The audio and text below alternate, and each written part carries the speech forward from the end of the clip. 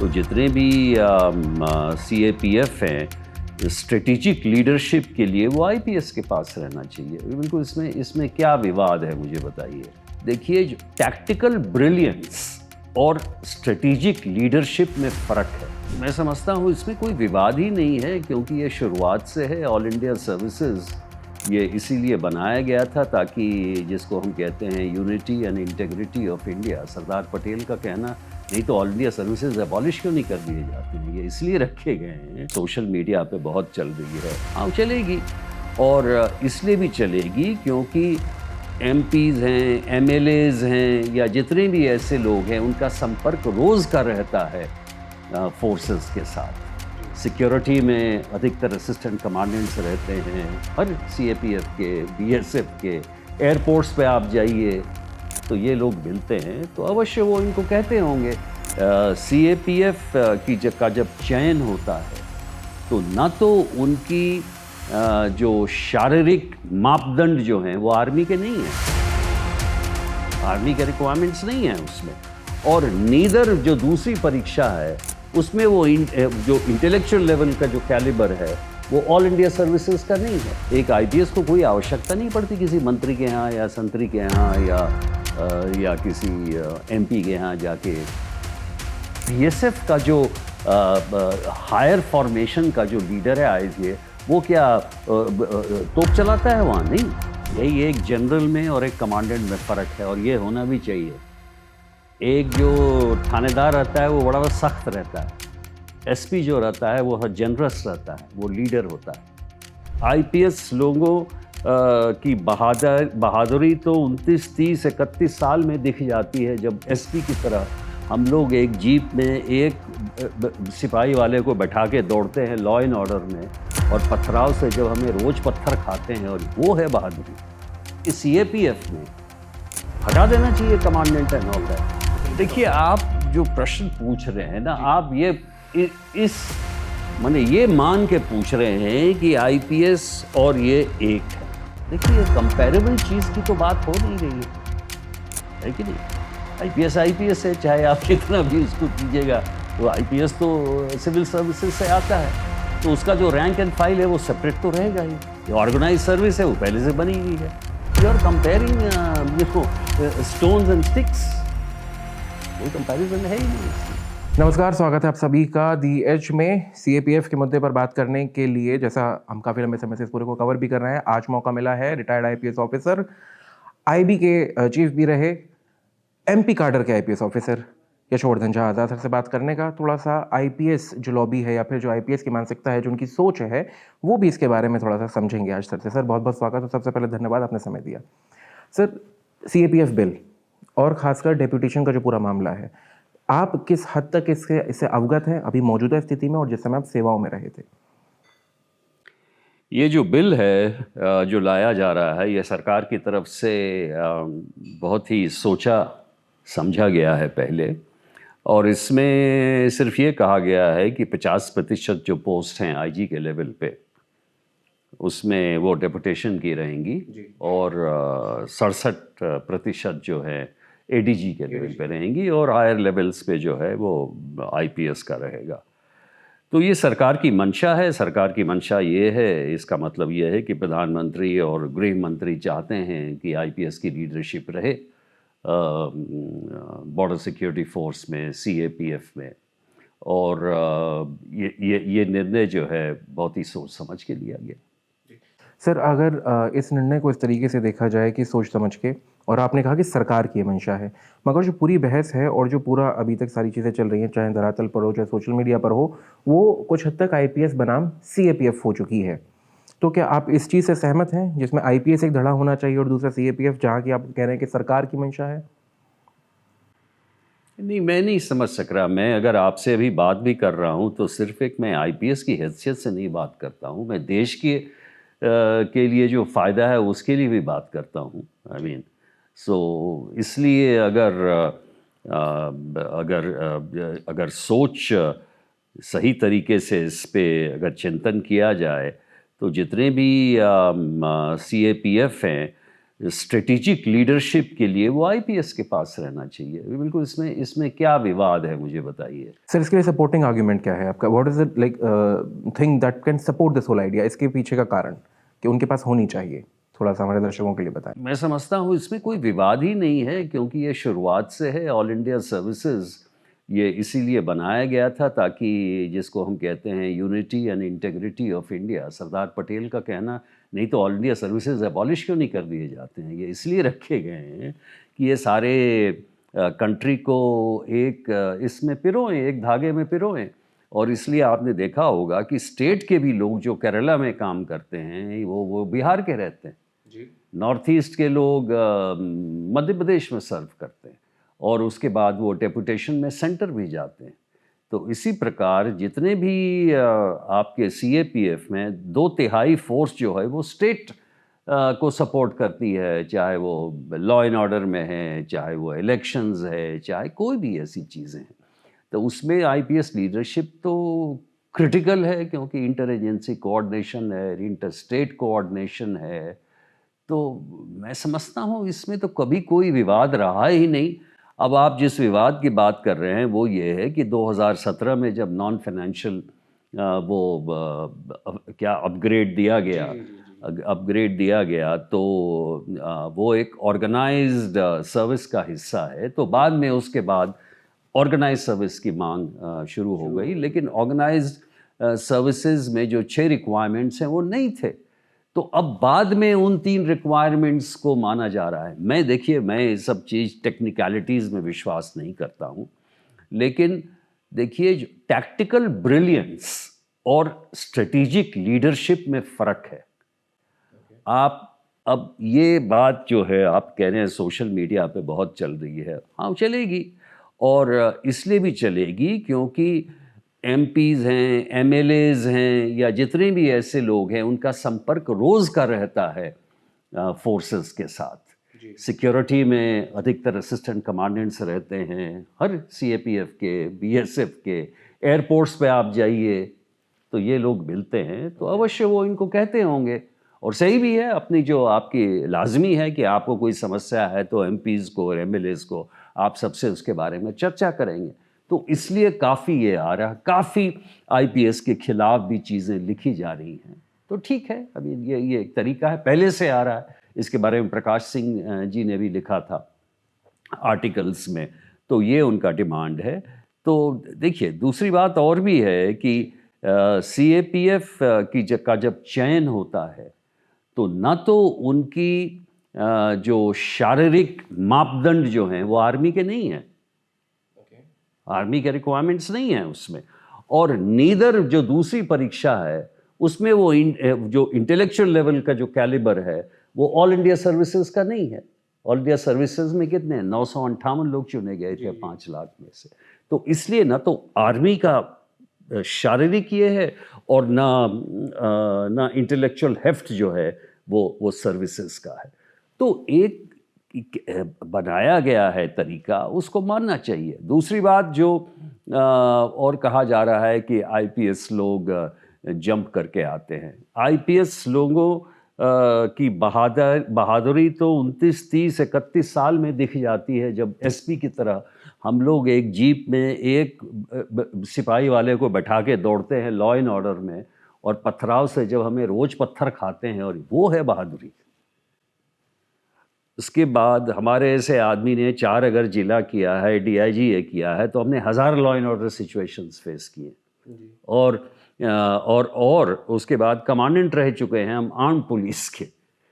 तो ये कहना कि जो कि ट्रेंच में ही जिसने लड़ाई की है, और जो नक्सल एरिया में जिन्होंने गोली नहीं चलाई है, या कश्मीर के बॉर्डर पे गोली नहीं चलाई है, वो नहीं बन सकता डीजी, ये तो कोई आर्ग्यूमेंट नहीं है। सर अभी जो आपने इसमें एक बात कही कि क्योंकि वो एयरपोर्ट पे भी डिप्लॉयड होते हैं, इस वजह से आमतौर पर लीडरशिप से मुलाकात होती है, यही अभी पहले मैंने एक बीएसएफ के रिटायर्ड एडीजी का इंटरव्यू किया, उनका भी आर्ग्यूमेंट यही था।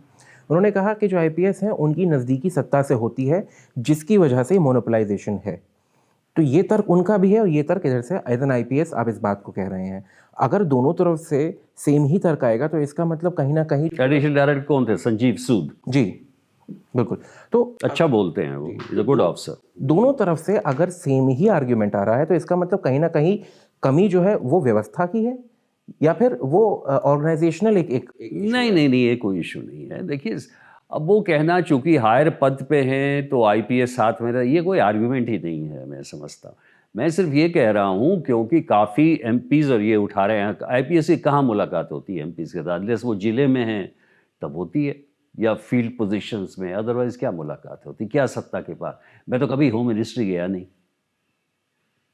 जब भी मैं इतने साल रहा, मैं तो कभी नहीं गया सेंट्रल होम मिनिस्ट्री मिलने, अनलेस की होम सेक्रेटरी के यहाँ मीटिंग होती थी। किससे मुलाकात? किसी के पास नहीं गया। तो ये कोई आर्ग्यूमेंट नहीं है।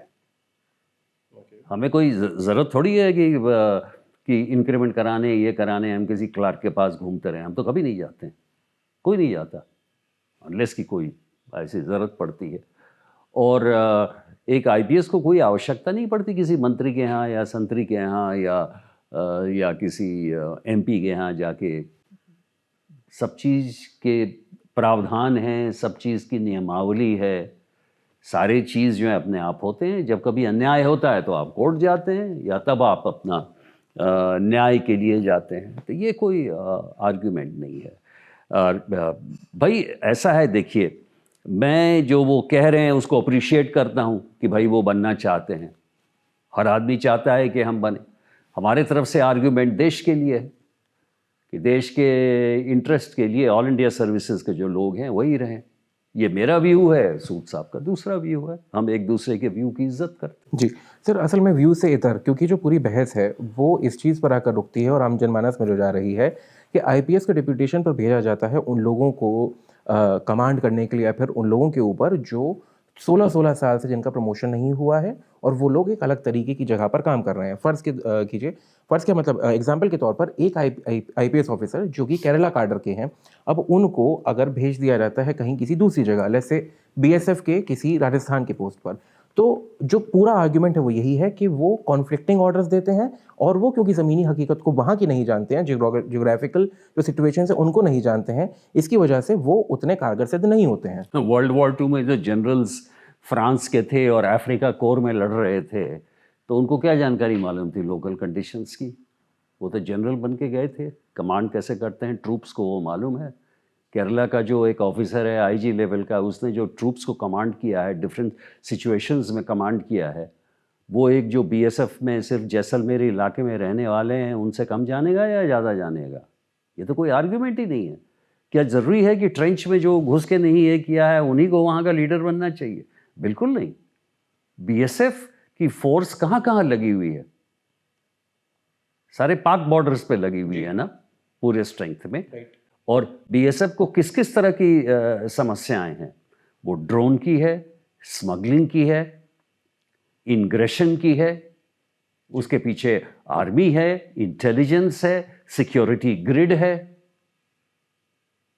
तो बीएसएफ का जो हायर फॉर्मेशन का जो लीडर है आईजी, वो क्या तोप चलाता है वहाँ? नहीं, वो कोऑर्डिनेट करता है, वो सबसे बात करता है। एक चीज़ और बता दूं आपको, आप कहते हैं वहाँ के रैंक एंड फाइल में पूछिए बीएसएफ के या सीएपीएफ के या किसी भी आर्म्ड की कि वो कैसा चाहते हैं आईपीएस को।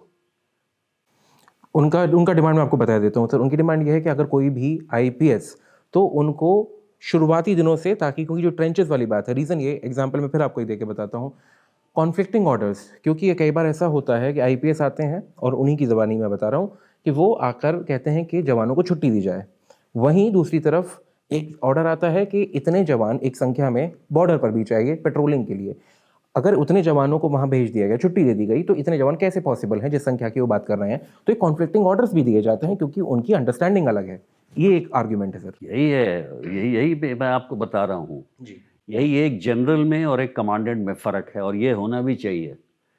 एक जो थानेदार रहता है वो बड़ा सख्त रहता है, एसपी जो रहता है वो जनरस रहता है, वो लीडर होता है।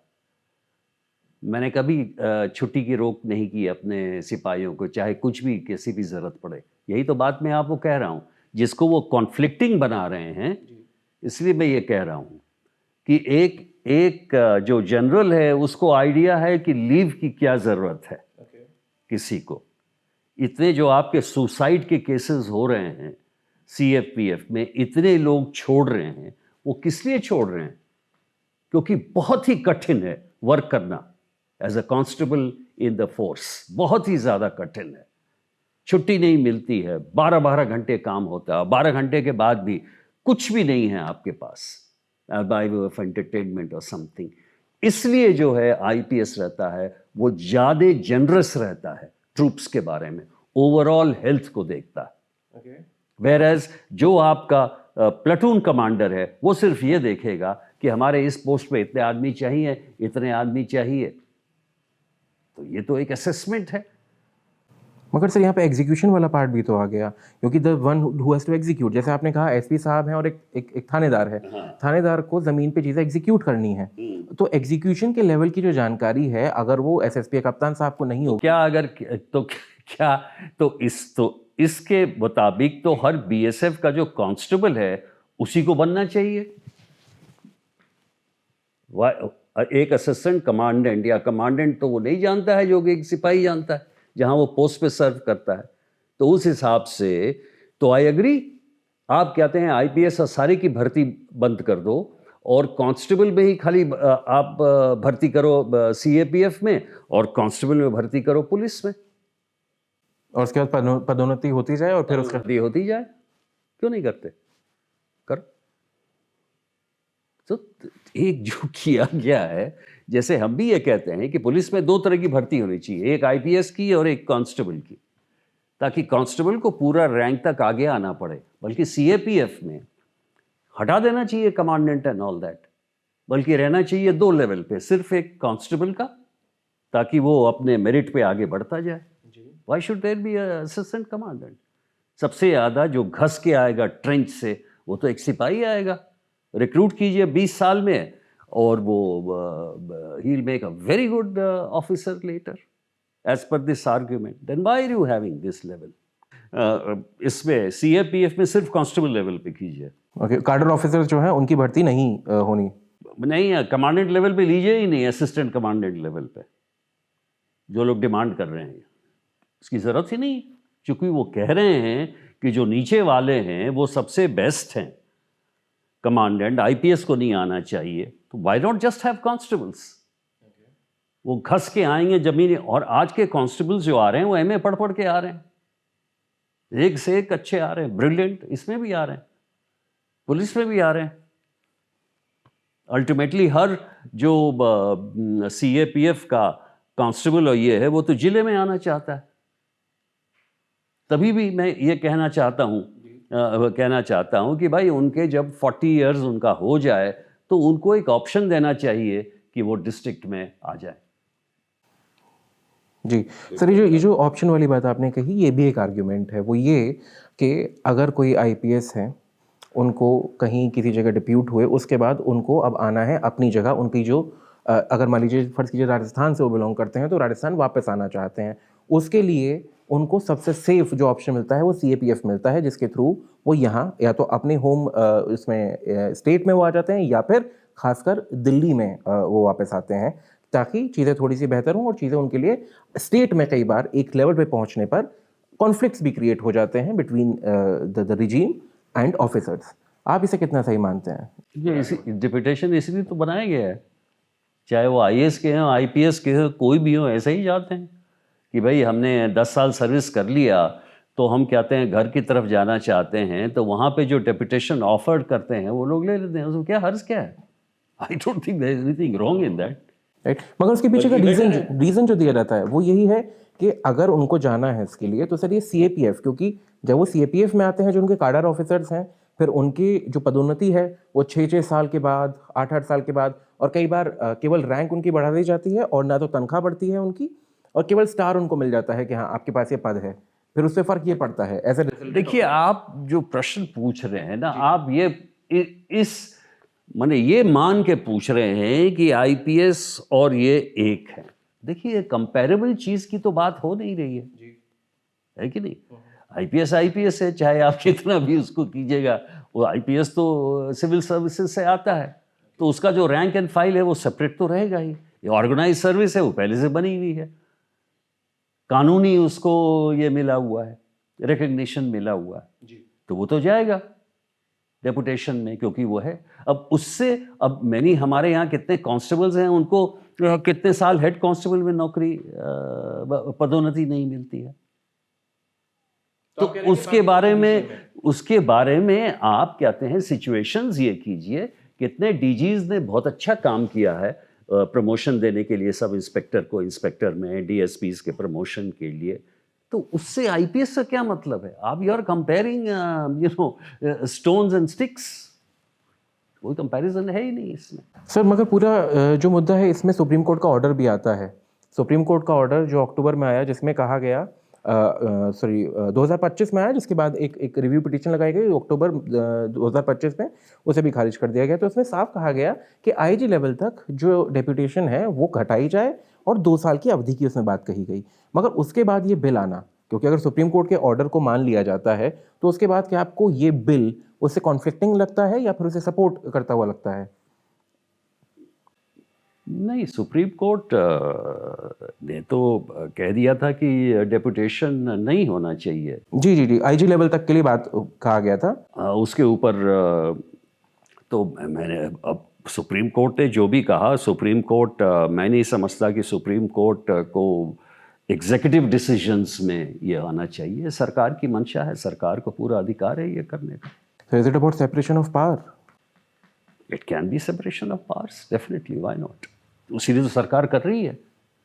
सरकार जो बिल लाई है या एक्ट बना रही है, बोलती है कि ये हमारे अंडर में है, ये पार्लियामेंट इसको कहते हैं डिसाइड करेगा, this is the executive decision. उसीलिए उसने किया है। ये कोई फंडामेंटल राइट्स की तो बात है ही नहीं which can be overruled. This is the area of the governance. मगर सर यहाँ पे फिर आपका जो दूसरा आर्ग्यूमेंट था कि जब आपके साथ वैसे एक पूरा रूल बना हुआ है, आप उससे काम करते हैं, कहीं अगर आपके साथ कुछ गलत होता है तो फिर आप कोर्ट जाते हैं, फिर ये आर्ग्यूमेंट क्या उससे हैम्पर नहीं होता है? नहीं, बिल्कुल, ये बिल्कुल दूसरी, इसमें अन्याय की आप बात कर रहे हैं, मैं तो वही कह रहा हूँ। अन्याय क्या है? ये तो रूल है, अन्याय क्या है इसमें? मैंने आपको कारण दिया कि स्ट्रेटेजिक लीडरशिप है, आईपीएस के हाथ में होनी चाहिए। वो ये सोच रहे हैं कि ये होना चाहिए कहीं और, लेकिन ये गवर्नमेंट के एरिया में है ये डिसीजन लेना, उसीलिए सरकार ने लिया। सर बेसिक उनका आर्ग्यूमेंट वही है कि अगर एडीजी लेवल, डीजी लेवल तक वो लोग आ रहे हैं, ठीक है, मगर आईजी लेवल तक, जो सुप्रीम कोर्ट ने भी एटलीस्ट इस बार बोला है, उतना तो किया जाए। क्योंकि जो अभी सरकार जो बिल और जो रिपोर्ट से आ रही है कि 50%, जैसे शुरुआत में आपने भी बोला 67% एडीजी लेवल तक, उनका कहना है कम से कम इसे तो इम्प्लीमेंट किया जाए। और 2 साल की अवधि जिसमें सुप्रीम कोर्ट ने दी थी, उससे पहले ही ये बिल लाया जा रहा है। सरकार ने ये कहा है, निर्णय वो बिल्कुल सही लिया। 50% उनको मिलता है आईजी के लेवल पे और 33% मिलता है till the ADG level. It is absolutely all right, this is the government decision, it is in the interest of the country.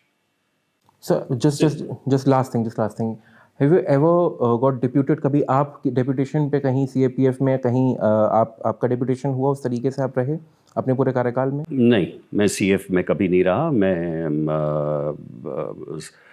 State से गया था, वहाँ पे मेरा डेप्यूटेशन हुआ था सीबीआई में, रॉ में, आईबी में, लेकिन मैं गया अपने निजी कारणों से जॉइंट इंटेलिजेंस कमेटी में कुछ, और उसके बाद मैं सेकंड डेप्यूटेशन आईबी में गया। जी सर, ये सवाल मैंने बस इसलिए पूछा क्योंकि अगर अभी कोई इसको देख रहा है तो एक सवाल, क्योंकि जिस तरीके से सोशल मीडिया पर पूरी अभी बात चल रही है वो आईपीएस बनाम सीएपीएफ जो हो चुकी है, और जैसा आपने कहा एग्जीक्यूटिव डिसीजन वाली बात है, तो आईपीएस इस पूरी बहस से ही अलग हो जाते हैं, वो इसमें बचते ही नहीं, वो सरकार और सीएपीएफ के बीच की बात रह जाती है।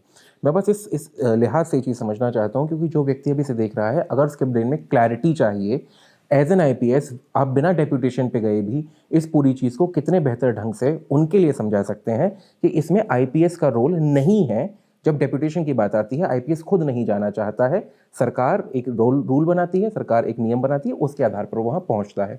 ये थोड़ी सी क्लैरिटी बस अगर आप दे दें।